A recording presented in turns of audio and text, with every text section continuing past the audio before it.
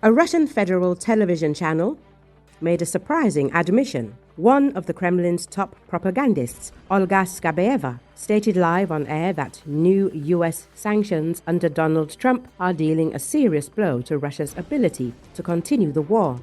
Doesn't really look like a comrade to our country. The decline in our oil revenues is a key issue in the context of the Russian budget deficit. And war is an expensive affair, Skabeeva said, effectively admitting that Russia's economy can't keep up with military spending. She stated that the US president's sanctions are depriving Moscow of key sources of income. They're deliberately and systematically extorting money from our country. Zelensky is hammering our refineries, and Donald Trump has imposed anti-Russian sanctions on our country's two main oil giants. Of course, both India and China will have problems. And if they have problems, who will we sell to? The propagandist said. She emphasized that what is happening cannot be called a trifle. It's not all that clear-cut. And it's hard to say that this is just another trivial, insignificant issue. No, of course, it's not a trivial issue, and it's not even insignificant, Skabeeva stated. She thus also refuted the statement of Russian dictator Vladimir Putin, who insisted that sanctions would have no effect on Russia. The new sanctions will not significantly impact our economic well-being, the Russian leader said on October the 23rd. Thus, one of the main figures in Russian propaganda has unwittingly confirmed that Trump's sanctions are indeed working. They are depriving the Kremlin of oil revenues, increasing the budget deficit, and calling into question Russia's ability to finance a protracted war against Ukraine. Recall, Kremlin spokesman Kirill Dmitriev made an emergency flight to the US Capitol and gave comments to Russian media right on the streets of Washington. His visit was Moscow's attempt to salvage dialogue with the Donald Trump administration after a sharp cooling of relations. Dmitriev stated that the language of pressure doesn't work in Russia's case and emphasized that Russia's national interests must always be clearly taken into account by the United States. He asserted that economic cooperation between the countries is only possible with respect for Moscow's interests.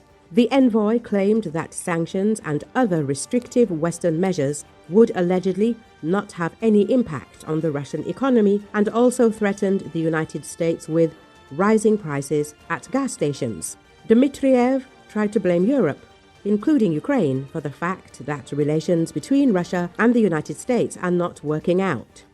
Dmitriev stated that during his current visit he intends to convey to the Trump administration that they cannot become Bidens. Dmitriev accused Kiev and the EU of disrupting peace dialogue and wanting to continue the conflict even though Russia itself refuses a ceasefire. According to media reports, Dmitriev is scheduled to meet with US Presidential Special Representative Steve Witkoff in Washington.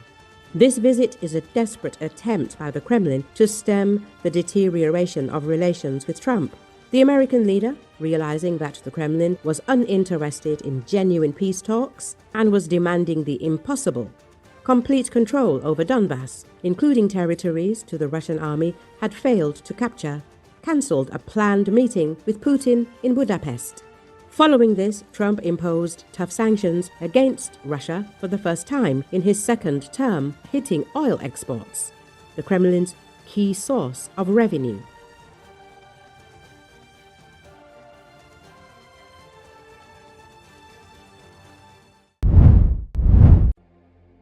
Children were playing on the monkey bars in the schoolyard outside Funston Elementary School just before noon on October 3rd, when an unmarked SUV rolled down their street in Chicago's Logan Square, a predominantly Hispanic neighborhood that's been steadily gentrifying for years.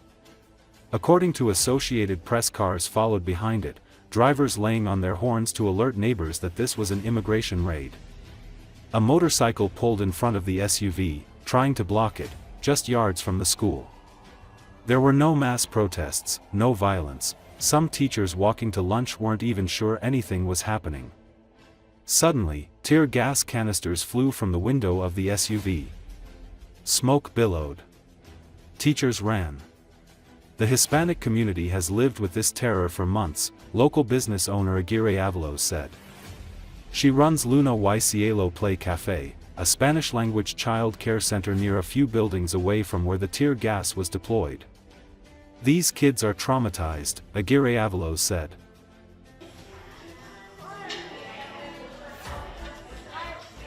When I opened the door, I heard the helicopters circling, and I asked, is that what I hear? And they said yes, and they said ICE is up watching this neighborhood.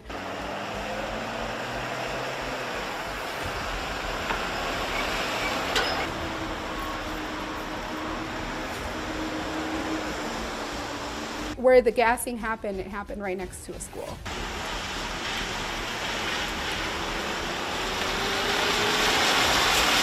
A lot of the kids came out, and you could see the fear in their face. A lot of kids were looking back just to see who was behind them.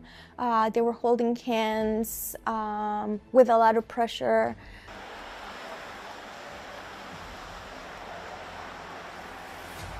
Parents didn't pick up their kids. They would send someone else to pick up their kids. There was a man that actually picked up 7 kids in his minivan. It was very triggering for me because I always thought that they would come for me or my parents. So now, reliving everything that's happening as an immigrant child when I came here, it's very triggering. Just being Hispanic, period, whether you're legal or not, is a very scary time, and I worry for my kids. Like, what if ICE comes, and even though they're legal, just because their color of their skin, what's gonna happen? Like, what if I come to pick them up and they're not here? Like, that's a huge thing. So even dropping them up, it's scary. As well as my kids. But it's crazy because, you know, I feel like I have PTSD. Like, anytime I hear honking horns, anytime I hear whistles, I'm on edge.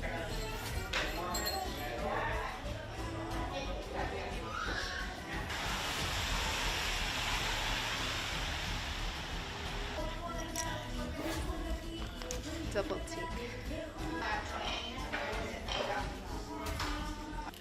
The short whistle sound like this is just to let people know that ICE is in the area. But if you do like a longer one, or it's like kind of like a broken cadence, but like longer the whistling, it means that ICE is actually detaining someone. Going on, and so we've been telling people. Chicago is known for a lot of activism and for things actually getting done here in Chicago, and so I'm hoping that we can do something. Immigration attorney, warrant, we can come in. So So you just drove around and said, "Oh, all clear, you can head that way."